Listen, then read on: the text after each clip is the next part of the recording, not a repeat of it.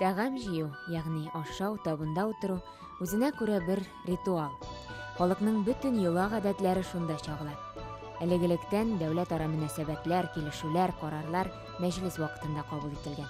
Русларның аның белән бутка пешереп булмый дигән әйтемнәре бар. Бу әйтемнең тарихына күз салсак, ризыкка нинди мөһим роль бирелгән аңлашыла.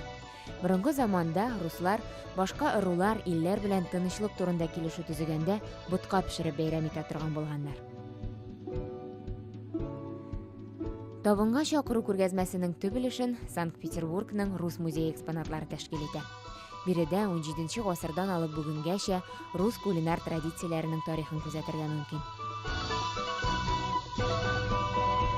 Русское хлебосольство, оно поражало иностранных гостей, начиная еще с Древней Руси, с допетровского времени. И очень многие иностранные путешественники отмечали необычность русского застолья. Русларның кунакчыллыгы чит ил кешеләрен һәрчак шаккаттыра торган булган.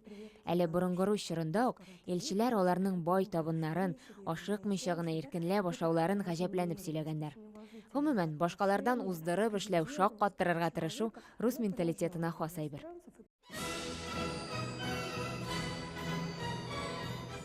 Чыннан да рус табыннары сый-хөрмәттән сыгылып торган. Патшаларныкы гына түгел, крестьян табыннарында да бәйрәм вакытында 5-6 ризыктан ким булмый. Бигрәк тә җәй, көз айларында өстәлләр мул була. Русларның традицион ризыклары боткалар, яшелчә ашлары, икмәк. Патша табынына килсәк, өстәлдә балык, ит ризыклары тәмтемнардан тыш, һичшиксез борыч, чабыр, зәгъфран, ягъни шафран кебек тәмләткечләр булган.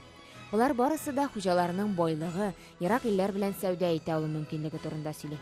Табында утырганда катгый иерархия сакланган. Савыт-саба табын бизәлеше дә бай, зәвыклы булган. Замана модасы таләпләреннән калышмаган.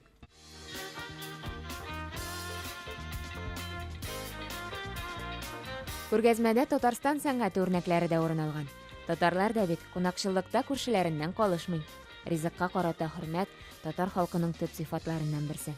Бу аның йолаларында да, халык авыз иҗатында да, сәнгатендә дә чагыла.